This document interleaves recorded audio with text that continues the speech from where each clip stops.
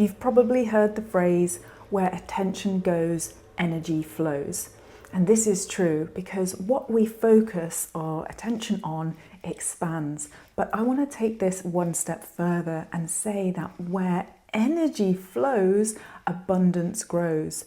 Because manifesting true wealth and abundance isn't just about our minds. It is also about tapping into universal creative life force energy and allowing it to flow through us so that we can manifest the life that we really want. In this video, I'm going to share how one specific energy center in your body controls whether you block or unlock your full creative potential. And stay tuned because I'll also share 5 steps you can take to make sure this energy center is clear and that you're able to harness all your manifesting and creative energy in order to create more abundance and true wealth.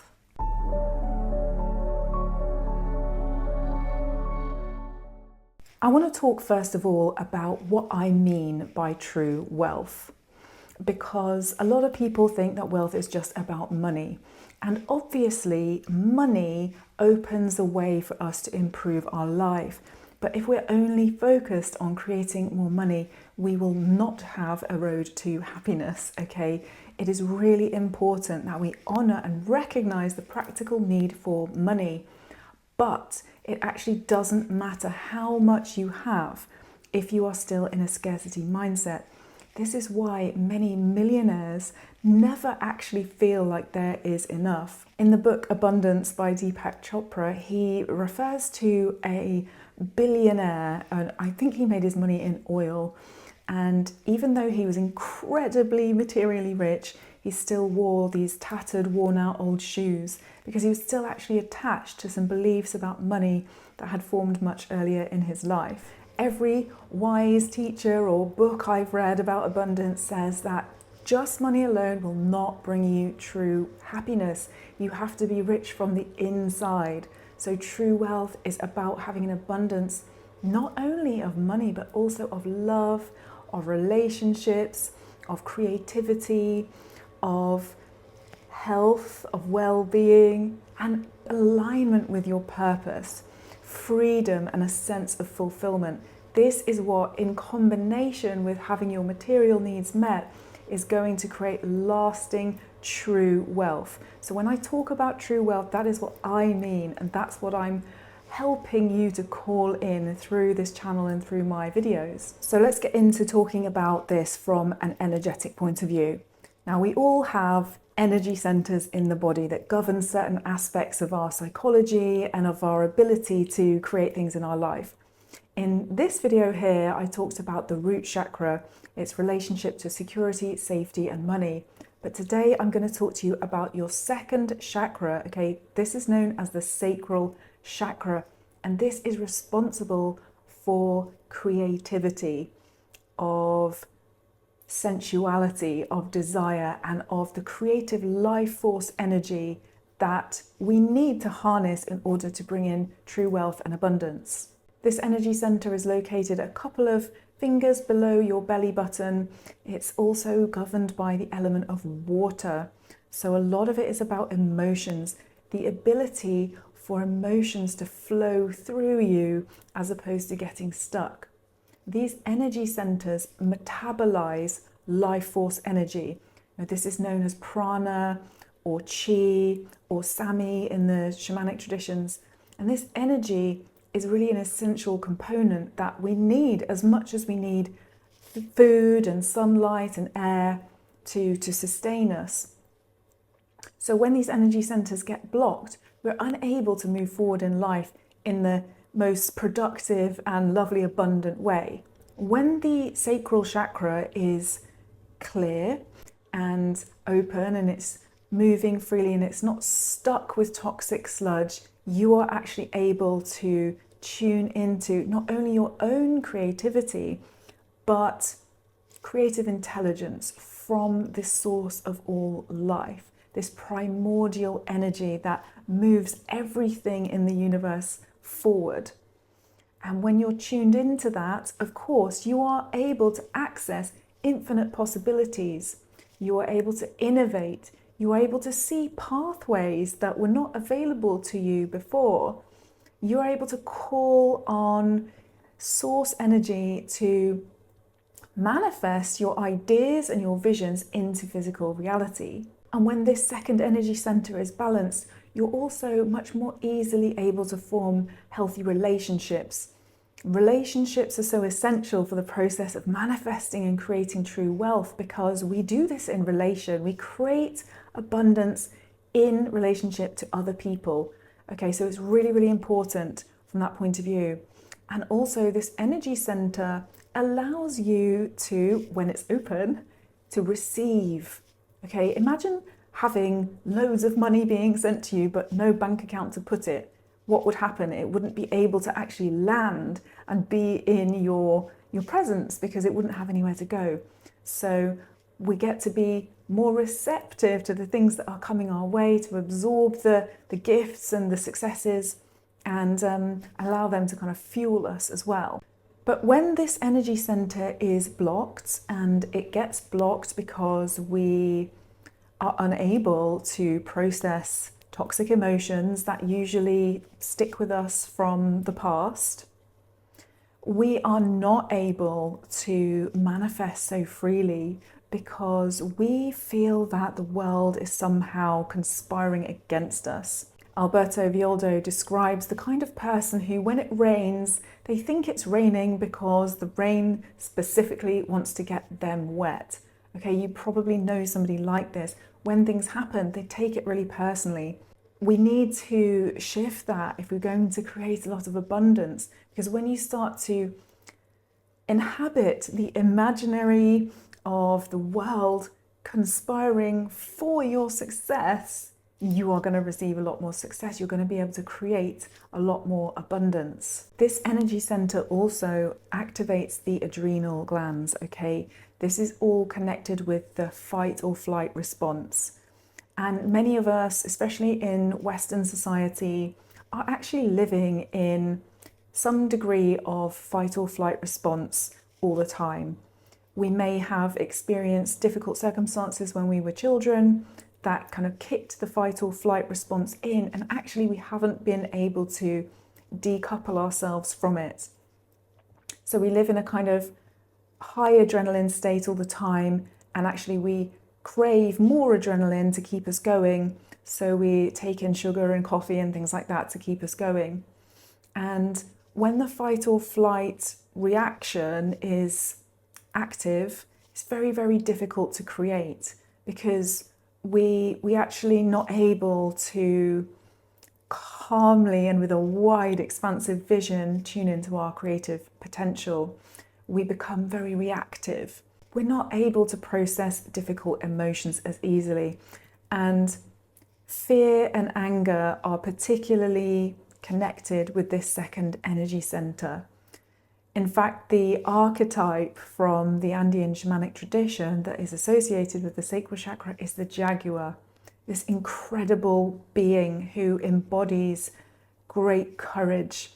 When we call on the jaguar, we ask that she helps us to face the dark areas of the forest with great fearlessness, with courage, but also with impeccability. So we move forward to overcome our fears, but we do it in a very graceful way.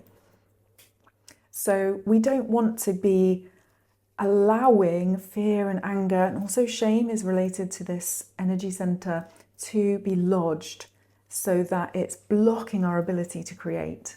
So we want to really work to balance this energy center, because creativity is so fundamental to the process of creating true wealth and abundance. And why is that actually true? When we are being creative, as I say, we are able to see limitless possibilities. We can see new pathways. We can come up with incredible solutions to problems that are not just from a logical point of view. They are channeled from source, and they draw on our lateral thinking and our ability to really imagine new realities and a better future. On the other hand, abundance can also, of course, support us in being creative, because it gives us freedom and time and space to do the things that really give us that sense of purpose, to allow us to express ourselves and manifest the reality that we want. But there is a caution here, because it's really important that we don't get stuck thinking that we need to be more abundant before we can start being more creative. And when I say creative, I'm not talking about only, making art or being a writer or doing something in terms of artistry. I'm talking about that fundamental creative force that will propel you, whatever it is that you're doing in life. But when we think that we need more resources to create, we get really blocked. Like, oh, I can't make a painting until I have a nicer paintbrush, or, I can't play music until I have a better instrument, or something like that.